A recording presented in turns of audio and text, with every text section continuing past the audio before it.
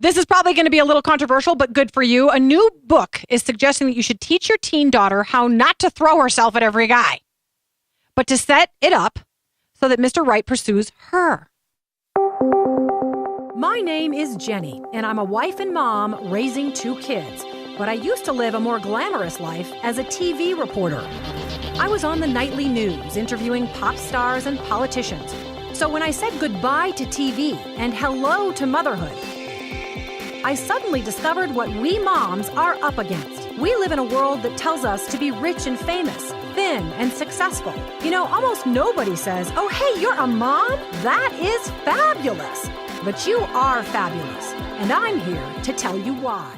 It's the ChannelMom Show with Jenny Dean Schmidt. We're here for you. Brought to you by the Healthy Marriage Project. Just click on one of their ads to find out about a healthy relationship workshop near you. Today we've got speaker and author Bethany Jett in the house. And in addition to being the mother of 3 boys, God bless her, she's tackling the girl issues in her new book, The Cinderella Rule, A Young Woman's Guide to Happily Ever After. Welcome to the ChannelMom Show, Bethany. We're so glad to have you. Thank you. She's so cute. I can't believe you're a mom. You sound like you're like really young. I get that a lot. My husband's a youth minister, so if I have to talk to parents, sometimes they think their daughter gave the phone to a friend instead of a leader. Yeah, we've interviewed Michelle Duggar a couple times on the show of 19 Kids and Counting, and she has that same kind of sweet little girl voice. That's not a bad thing. It'll come in handy when you're 60 years old. Yes. All righty. Tell me what inspired you, because you've got 3 boys, and I thought, okay, she's got 3 boys. What inspired her to sit down and write a book for teen girls? Well, I've worked in youth ministry for about 12 years now, and my high school girls especially just always have the same questions about dating, like where's the line, have I gone too far, you know, all the same questions. Yeah. And so when they graduate, I wanted them to have a way to sort of have the answers to some of those questions, so I started a blog, and it turned into the book. Yeah, and the book is darling. I'm going to hold it up. It's called The Cinderella Rule, A Young Woman's Guide to Happily Ever After. It's so darling. It's got a little Cinderella, kind of a shoe on the front with a little Cinderella dress. It's darling. This is a tough one because I agree with what you're saying in the book, but I'm also so aware of popular culture, which would say to you that you're a prude and you are naive and that there's just no way to get girls to sit back and be pursued and keep themselves pure and so on and so forth. I mean, how do you bridge that gap with people who are watching, you know, Britney Spears videos, Lady Gaga, and the things that we're up against, and girls feeling like they can bear it all and wear T-shirts that say hottie and short shorts and Spanx and all that stuff that goes on now in our society. And again, I'm not condemning, but how do you get through to a society that says you are about 200 years behind the time? I would say that all of the girls that I've worked with who do those things are just heartbroken. Yeah. And they're looking for something else. And the girls that choose to wait are not. So I think if you actually study and talk to girls, you'll see, you know, the difference. Yeah, it's kind of like a lie, isn't it?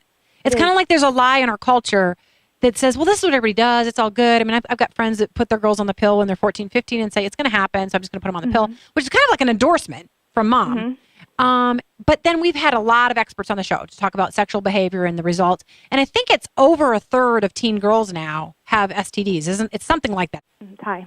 It's very high. And so that right there is heartache. And then most girls say that they regret not waiting. And even guys say it now. Even guys are saying it. Do you do research on this have you done sort of some reading about how this impacts girls emotionally, physically, and so on to get to be sexually active or to not wait around or to be the aggressors? Do you know some sort of research that shows what happens to girls that are the aggressors and are pretty sexually active? A lot of the research, it just depends on who's putting it out. Yeah.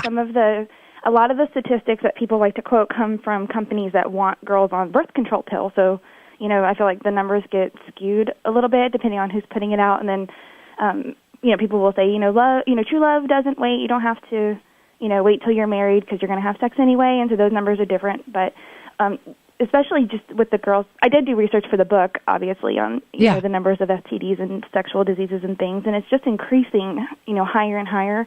And I feel like our teenagers are going to get married and become adults, and they're all just going to be sick. And the likelihood of finding people who aren't infected is going to be so low. Yeah, because it's increasing yearly, right?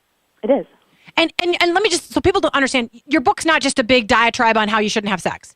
It's more sort of, how do you behave as a girl? And I know Shelley's going to want to weigh in here because she has a teenage girl. I have a daughter who's 10, but Shelley's got a teenage girl. What is your kind of primary approach to girls about this wait for yourself to be pursued rather than pursuing? Because I'll tell you what, it's pretty typical for girls now to go after the boy. That's what I'm saying. I have a 14-year-old son, and he's been far more pursued in some ways than the pursuer. I think there's just a big difference between boys and girls. And, guys like the chase, and a lot of girls chase after a guy because they're trying to fill some sort of void, or they want the emotional response that having a boyfriend has.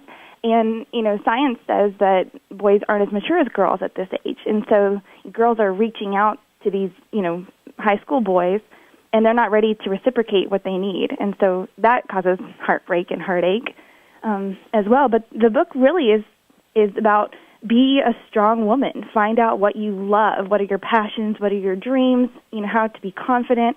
And then when the time is right, the right guy will find you. Like, you don't have to be the person pursuing. It makes dating so much easier when you're the one who gets to be, treasured. Yeah. Shelley, do you have a question? So this is common, and my kids attend the youth group at our church, and there's lots of flirting that goes on, especially at the middle school. The high school, I think they are a little bit more mature. Mm-hmm. But how do you approach the girls, especially because they're the ones driving this, to turn it off? Turn off that just over flirtatious, notice me behavior that they're doing. How do you turn that off in them? It's very hard. Well, good for you for admitting it.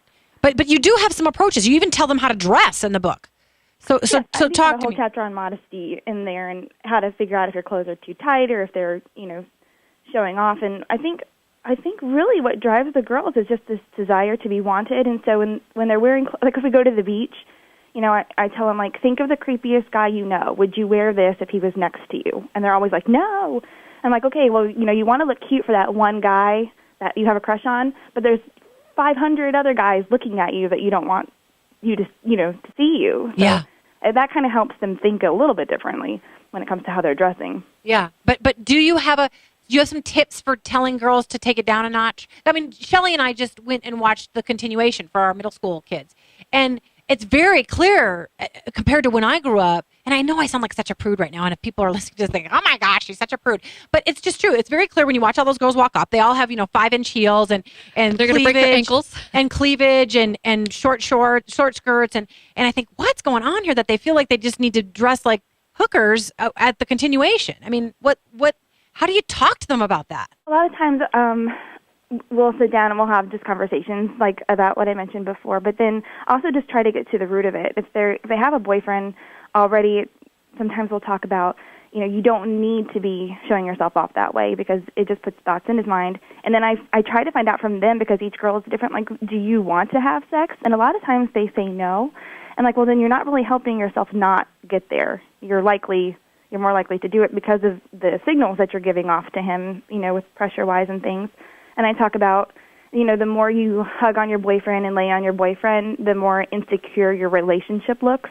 And that's not what you want people to look at you and see. Yeah. So I try to give them some different viewpoints on how they're, what other people are seeing in their relationship. Yeah. When it comes to that. It's hard to talk to them about it. It is. Well, but you're in youth ministry, so you have girls that are probably open to it to begin with. A little bit. I think that might be easier. It's really about building a relationship so that they trust you. I mean, you bring God into it. So let's talk about that, how you bring God into it, obviously, and I would do the same with my children. But to talk about how you bring God into it, but then how can you incorporate that with a child who doesn't follow God? I think a lot of the rules in the book can be talked about without God, because they're sort of just like the moral issues that you really don't have to say, okay, God said this. You could say, okay, you really don't want to be this kind of person. Yeah. But yes, I definitely throw God into the whole thing. Yeah. Yeah, absolutely. What is sort of the biggest hurt that you hear from girls that you try to address, that you say, I'm trying to save you from this with this book? The biggest issue, I mean, a lot of girls will have sex and then they regret it and they'll talk to me about that. But what we don't talk a lot about is the area before sex. And in the book, I call it the kissing plus chapter. So like between kissing and sex, all that middle ground. And a lot of girls that's really where I see a lot of the broken hearts, because they've gone a little bit further than they wanted to, and now they don't know what to do because they feel dirty, and they just feel like, he's not my boyfriend anymore, and he's telling people, or, now it gets out that I'm a whore and I didn't have sex, and so all these things come from just this one area where they touched too much or did things they shouldn't have done, but they didn't actually have sex, and that's where I see a lot of the heartache. Yeah. Just going too far. So I address that in the book too, because I'm like, don't go there. If you have to kiss, stop at kissing for just a short period of time. Yeah. And you have some things that you tell them to bring into their mind when they're at the kissing stage to help them to stop? Oh, it was a statistic a long time ago, but like if a guy's kissing for 10 seconds, he's already thinking about sex, and that's just the way guys are wired. Yeah. And how a girl can kiss a guy, and she'll think about it forever and not even go to the sex. Yeah, she'll think about the kiss, yeah. She'll just dream about it and talk about it with her girlfriends. But I think a lot of girls really just don't understand how guys' minds work. And it probably wasn't even after, I was married until I was like, whoa, I didn't realize you guys were like that, that you thought about that. But so there's a little bit of innocence when it comes to that on the girls' part, because they just don't know. So that's one reason I wanted to tell them. Like, boys are constantly thinking about this. Yeah. What about the people that say, you don't get it? Every girl is going to do this. They all want to do it. They've got Britney Spears and whoever else as their Rihanna and so on, telling them this is the way they should be. They should be sexy and hotties and climb into bed when they can. How do you respond to people that say that you're unrealistic? I would probably just start ticking off the names of the girls that have, chosen to wait or move on past the heartache, and I can tick off the names of the ones who are, still doing that kind of stuff. And there's an obvious difference in their lives and in how they feel about themselves, even that could prove. I mean, I just don't think people who say that's unreal. Just look at what's happening in the world, and how can you say that, really? Yeah, yeah. We had some folks on from Generations of Virtue, and one of them had a very promiscuous lifestyle, very, very promiscuous. And she talked about it in detail to the point of embarrassing people around her. And the other one was still a virgin and not yet married. One said, I'm good. I'm happy. I don't feel insecure. I don't feel bad about myself. I don't feel dirty. I'm glad I've waited. And the other one talked about all the heartache and pain that she had from being so promiscuous. So when we come back, I want you to talk about some specific tips so that moms who are listening today, and even girls that are listening today, can grab a hold of some of what you're saying and repeat it to themselves over and over again.